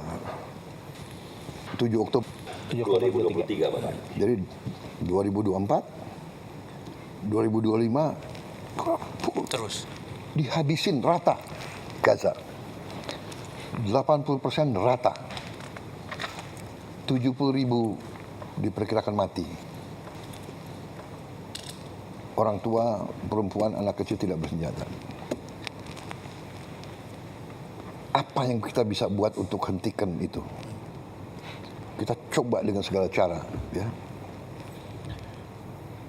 Akhirnya kita dengan berbagai cara kita negosiasi, kita kirim bantuan. Indonesia termasuk yang paling banyak kirim, termasuk ya, salah satu. Tapi yang lain negara-negara Arab yang kaya-kaya juga pasti kirim bantuan yang lebih banyak ya. Tapi kita kirim Hercules banyak sekali. 3 Hercules pasar.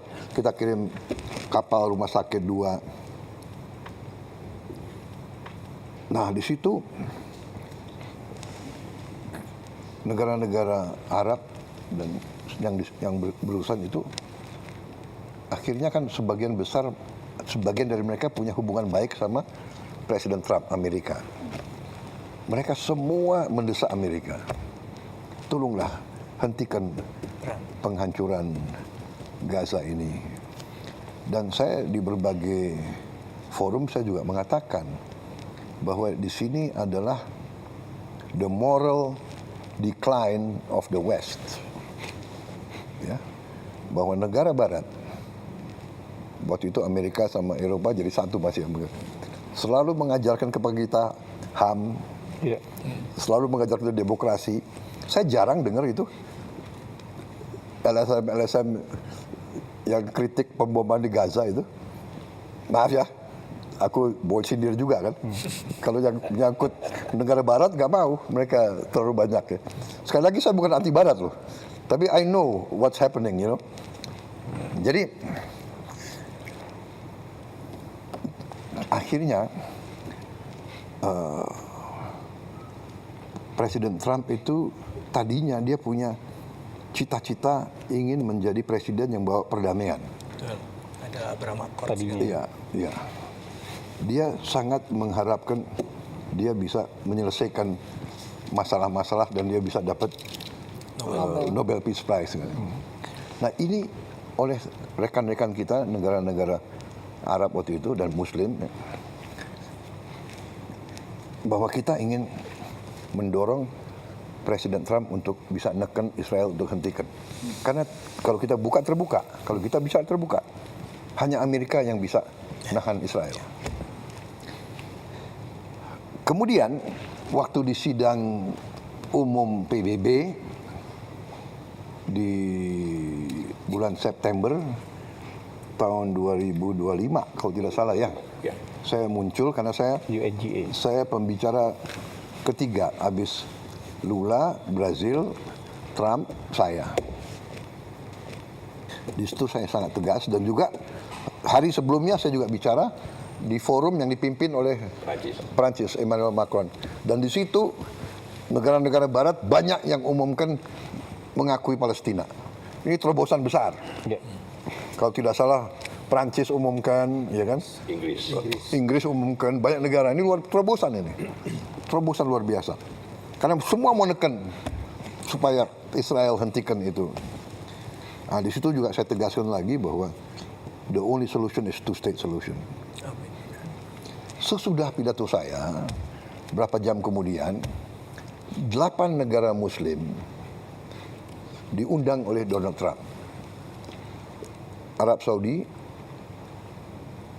Uni Arab Emirates, Yordan, Turki, Pakistan, Qatar.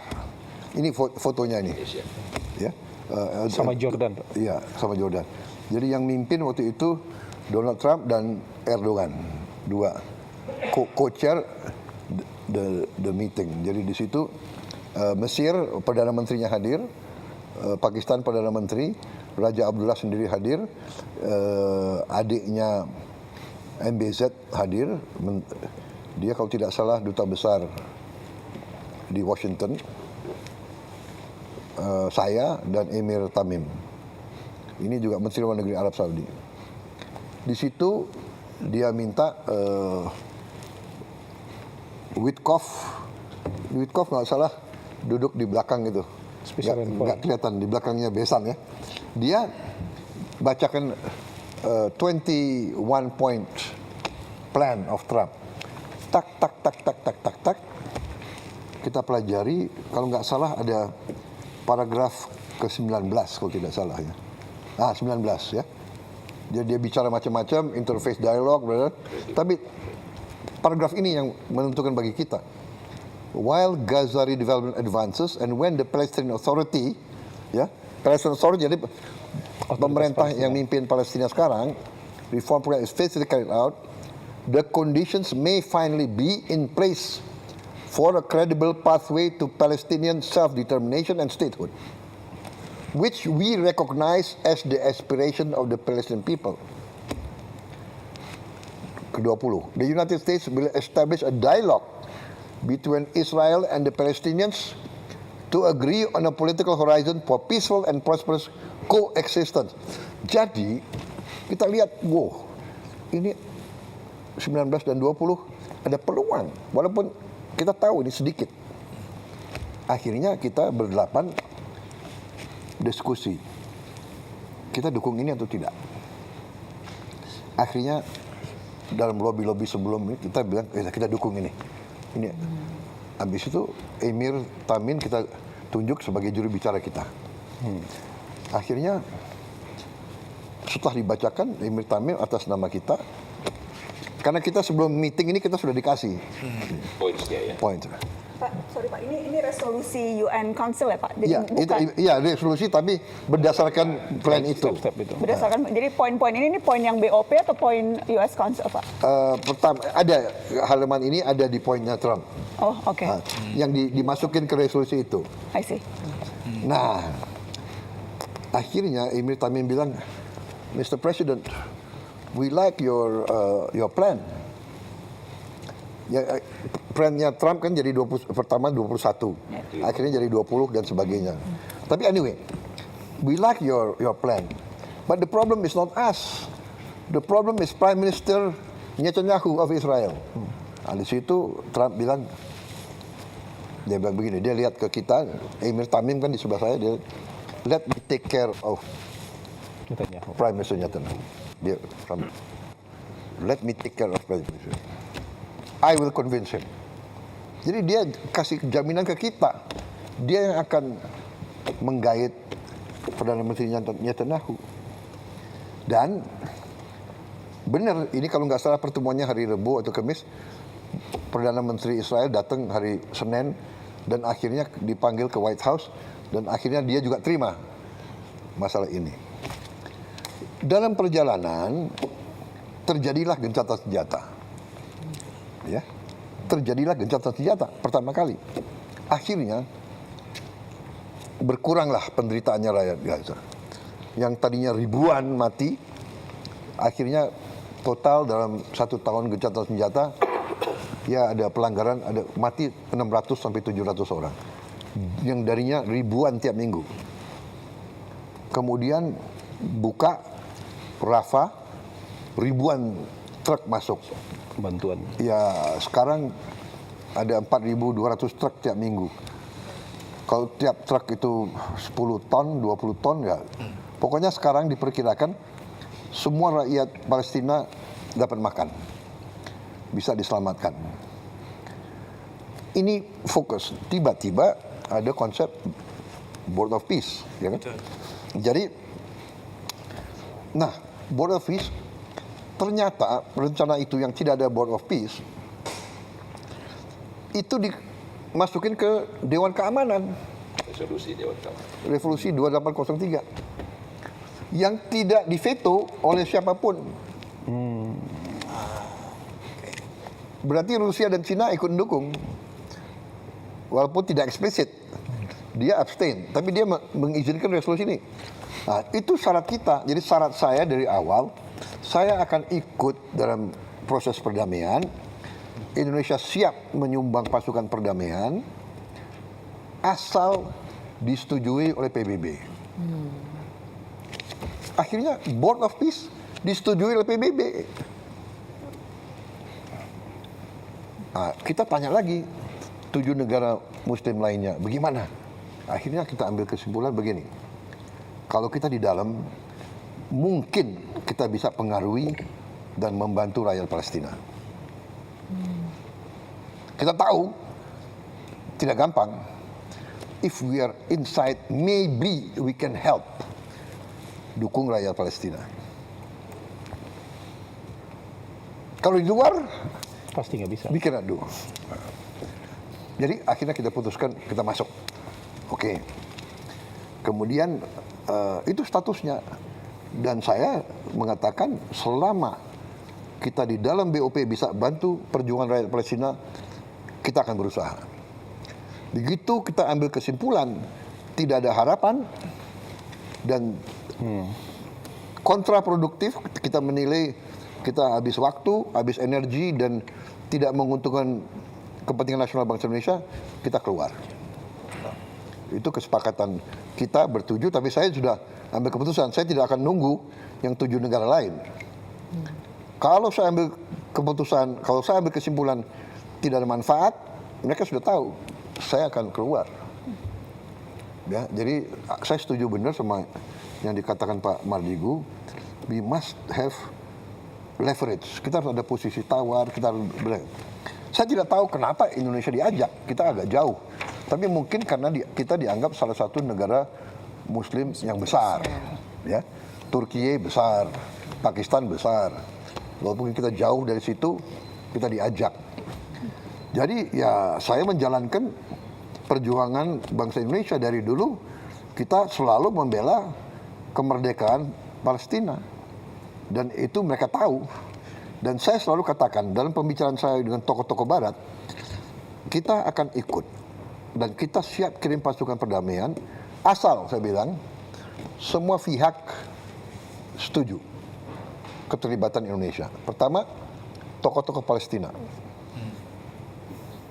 Kedua, semua negara yang terlibat. Mesir, Yordan. Saya katakan tidak hanya Mesir, Yordan, dan bagi saya bilang, Mesir, Yordan, saya juga minta didukung oleh Arab Saudi, Qatar, UAE. Itu mitra-mitra kita kan yang baik. Dan saya juga mengatakan, de facto, Hamas harus menerima kita. Itu saya sampaikan.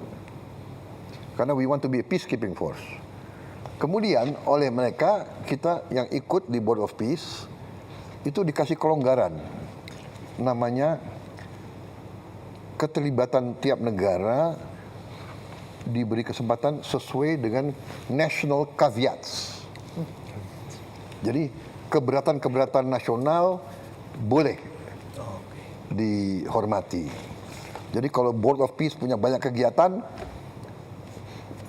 negara X, kami mau ikut yang ini, kami nggak mau ikut yang ini. Itu boleh. Ikut serta dalam pasukan perdamaian juga begitu. National caveats. Kita tegas, kita tidak mau terlibat dalam aksi militer terhadap Hamas. Satu.